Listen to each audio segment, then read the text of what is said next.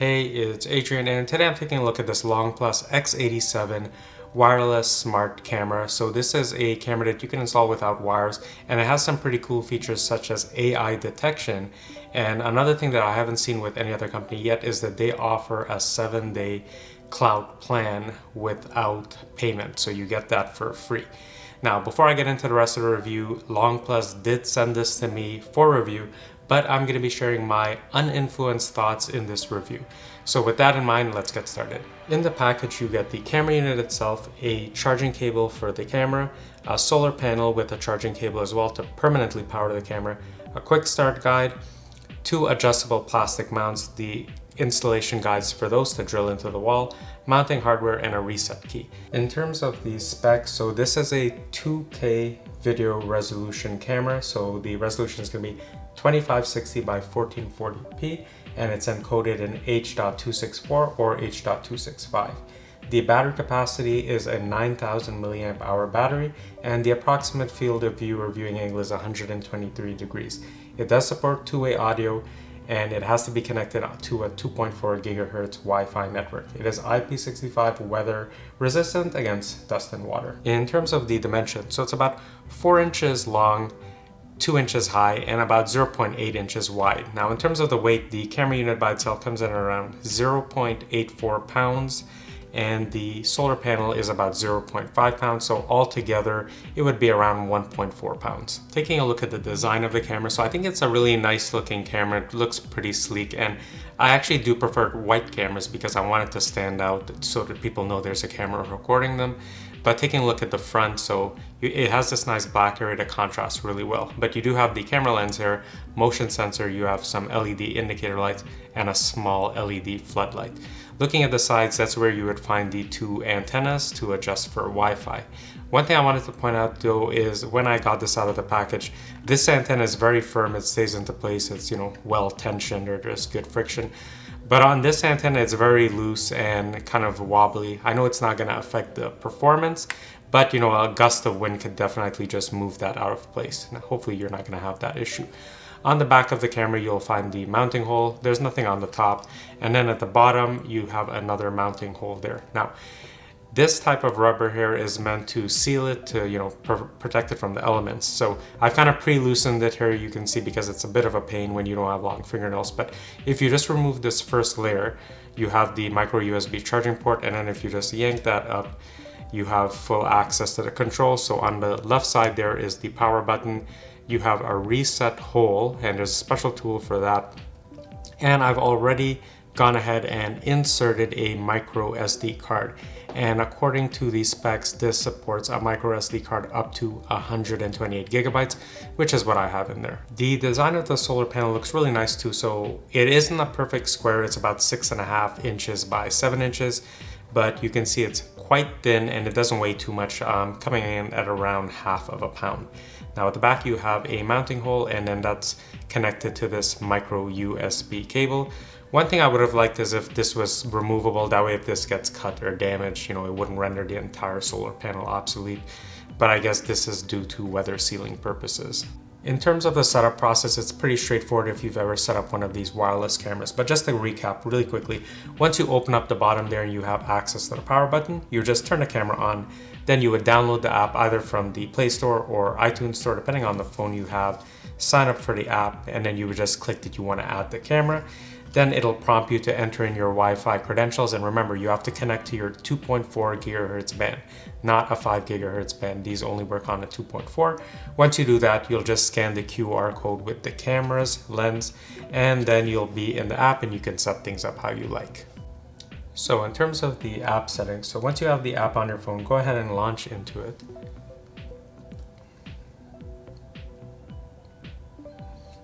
And just a heads up guys, I'm in the basement and I'm kind of far from the Wi-Fi, so it might be a bit slower than normal, but just keep that in mind. So on the main screen here, if you were going to add more than one camera, you can change the layout here so you can have multiple cameras.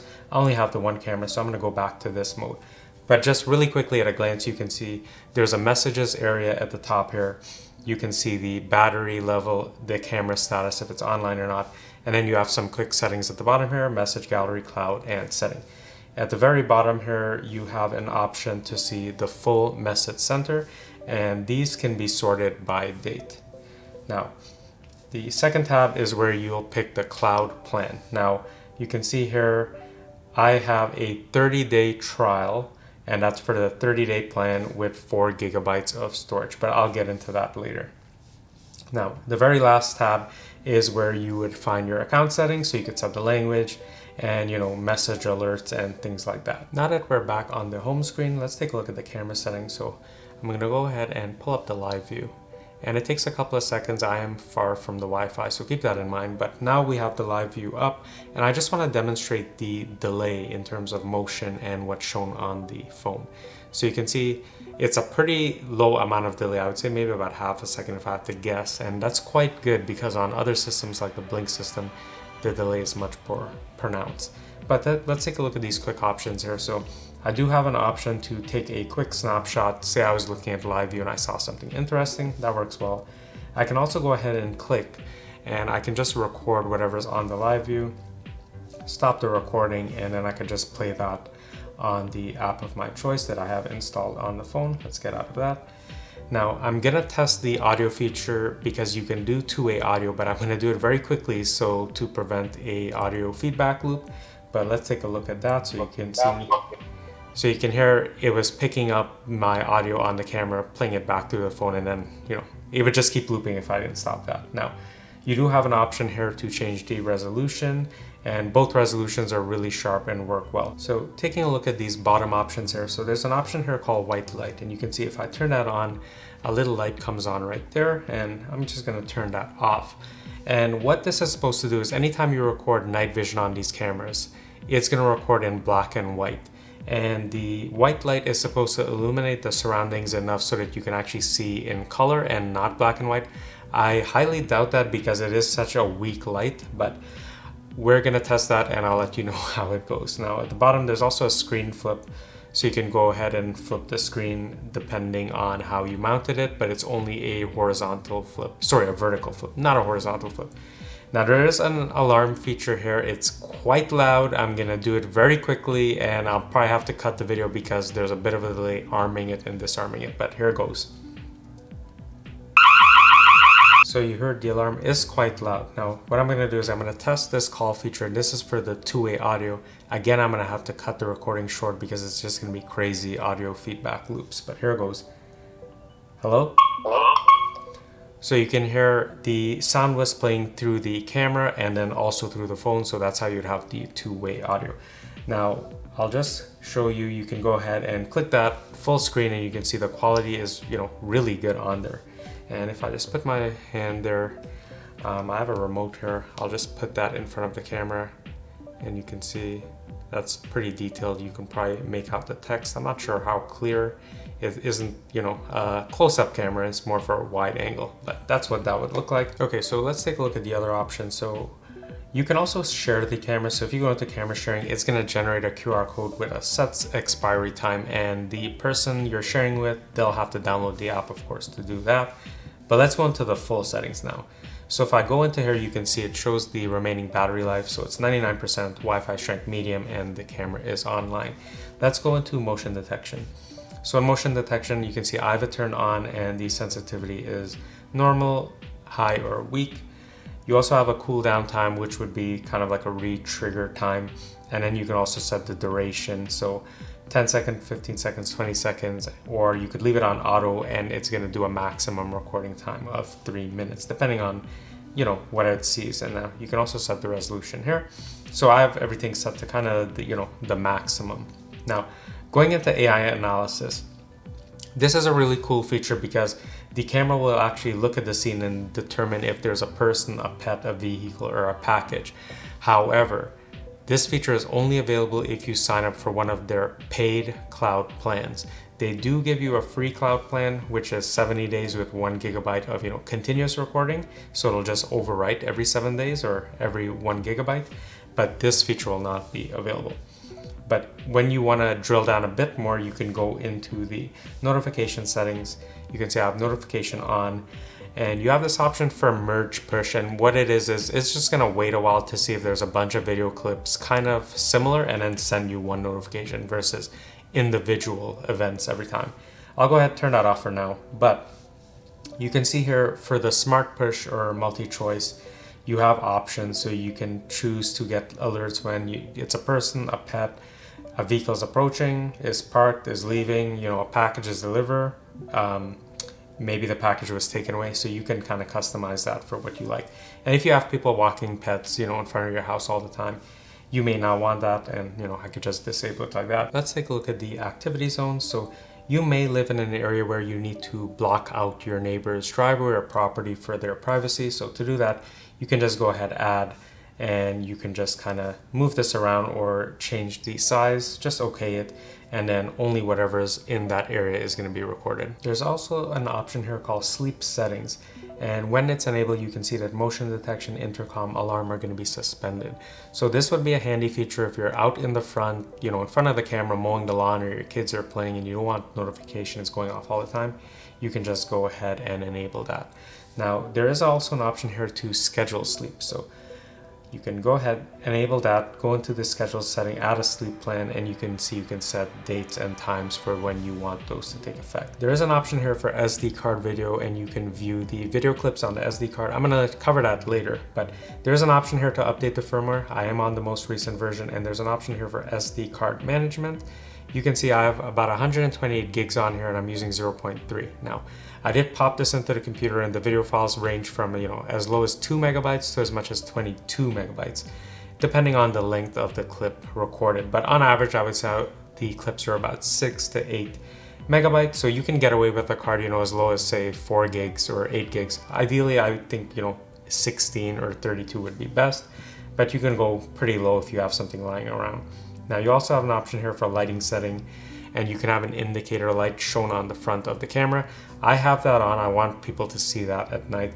You also have a flashlight alarm, so it's just gonna flash when motion is detected. I have that off for now because I think I'd get complaints if I had that on. You also have the option for night vision. You can pick infrared mode or white light mode, and I did go through that before. I have it on infrared because I don't have a lot of faith in this white light mode. And then obviously you can set the light sensitivity. In the advanced settings, you can set some anti-flicker settings here. I just have it on and set to 60, and then there's also an installation area here to show you how to install it. Taking a look at the video files, so right now we're on the Operate tab. Let's go over to Cloud, and you can see I have an option to scroll through these clips here, and I can change the date that I want to take a look at. So right now I'm on the 30-day free trial, and when that's finished, I'm going to be on a 7-day free trial. So I'll have a 7-day loop at 1 gigabyte, and then it's just going to keep overriding. Now, one thing to pay attention is as you're going through these video files, some of them have a icon. So these have a person. That's because it detected my hand. That's the AI functionality working here. Now you can see on this one, it detected a dog, but there's no dog here. And I think the reason is that, you know, there's not enough of the scene to work with. Definitely if you had a full human body. Right now we're just working with my hand. It's having a problem there. So hopefully that's something that's improved over time. Now you can also change the playback speed, but it's only 1x or 2x. I would have liked to see, you know, more options like a 4x, 8x, for example. And then of course you can just view these files in a full screen format. The next tab we can look at is card video, and these are going to be the files that are on the SD card that is stored in the camera. So I'm going to give it a while to pull that up, and this is a bit more finicky to use, I would say, but you know, similar to the other one, you can just go ahead, pick the date you're looking for, and then you can also expand the timeline or, you know, shrink it down. But you know, you can go ahead and scroll to a video clip. So let me go there.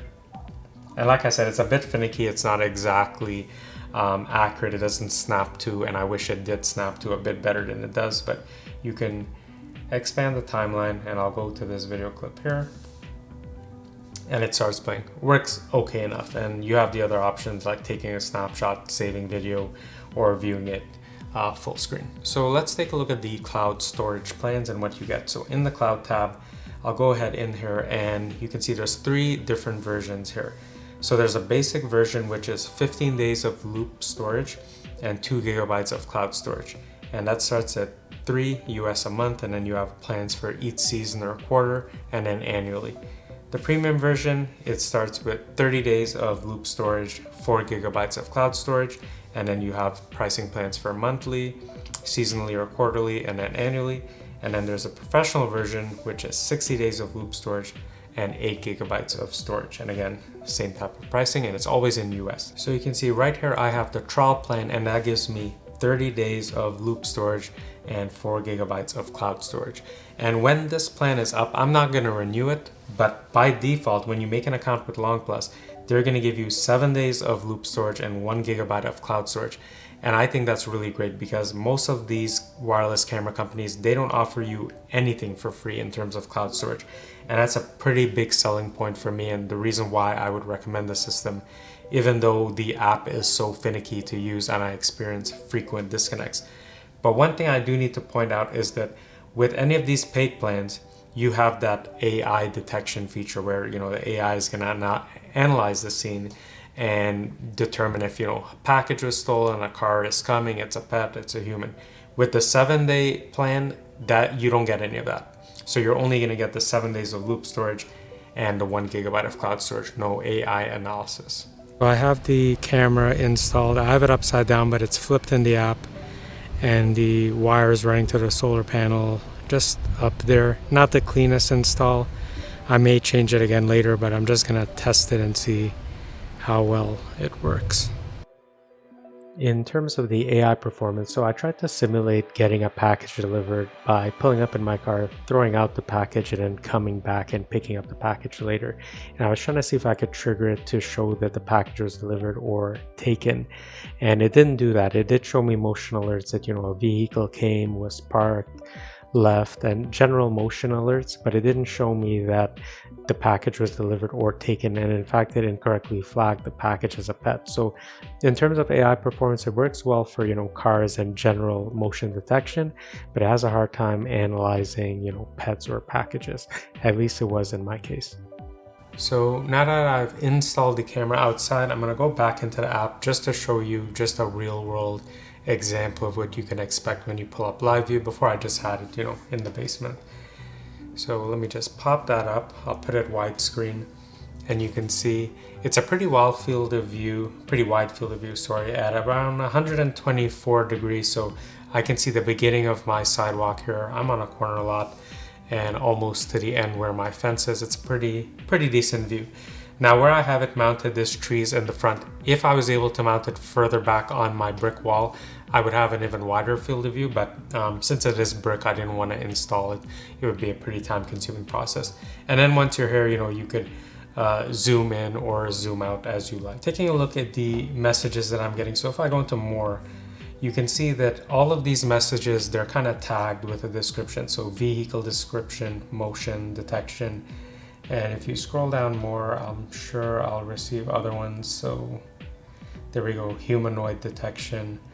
And there's some with pets and things like that. And that's the AI analyzing the scene and letting you know just, really quickly at a glance what you can expect to see when you pull up that video clip. Now, I did test it by parking my car in front of the house, dropping off a package, leaving, and then coming back and picking up the package, because the AI, according to the system, let me go into the settings here. The AI is supposed to be able to detect. So you can see here, pets, packages, vehicles, persons. And not only that, I do have the option here to alert me when a vehicle is approaching, parked, leaving, or when a package seems to be delivered, is delivered, or taken away. And I'm gonna play that test for you right now so you can see. I did try this 2 times, and the first time it did detect that it was a pet, even though it was a box. The second time it didn't even tag that the package was delivered or removed, and it could be due to the length of time. I had set it to only a 10-second clip. Maybe if it was recording for longer, it would have realized that, or maybe it needs a certain amount of time to determine, okay, a package is there and then it's gone. But I'm still gonna fault it because if you decide to keep it at 10 seconds at preserved battery life, it should still work, properly at 10 seconds.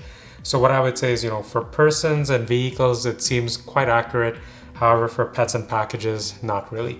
And you can see while I'm talking, there's notifications popping up here. And if I pull those down, you can see motion was detected, a vehicle leaving. So I've set it up to just, send me a notification every time it gets an alert. There's this option here called merge push.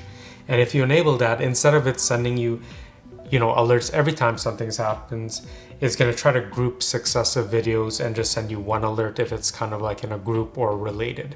But for testing purposes, I've taken that option off. Now, one thing that I was really impressed with that I didn't expect to be impressed with was the night vision quality.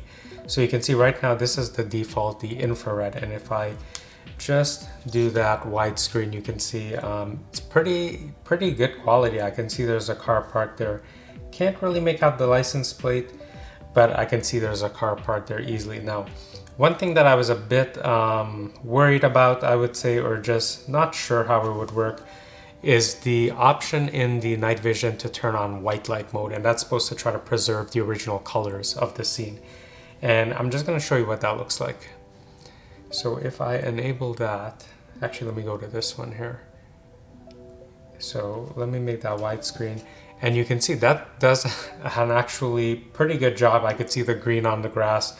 This is a silver colored Honda. So it actually works pretty well. And what I thought was that the LED light on the camera was hoping to illuminate the scene enough to give that true color. That is not the case because the light is quite weak. However, I'm still seeing, the real colors are pretty close to that. Now that white light, it does help. It could stay on during the night, just so that, if it was in a closer area, it would illuminate something, or say you had it in a room, it would illuminate that room, because you can use this indoor and outdoor. But for night vision purposes, this works really great, either black and white or the infrared or this white light mode. In terms of battery life, it's gonna take me a bit more time to really figure out what the battery life is on this. Right now, for the past 2 to 3 weeks, I've been heavily testing it, playing with a ton of features, lighting, alarms. So I've just been draining the battery, testing it.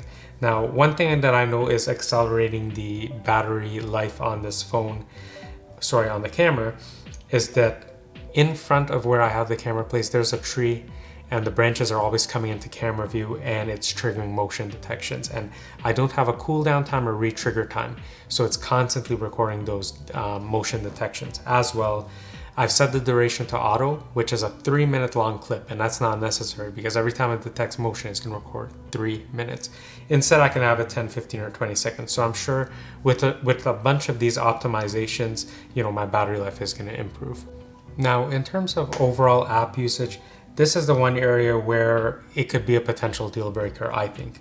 Because while the app is full featured, there's a lot of options to pick from here. There's 2 main issues that I've noticed. And one is that when I'm making certain changes on the app for the camera, sometimes there's kind of a disconnect. And it's kind of like when you make a change to your modem or router, and the modem or router has to reboot to make those changes take effect.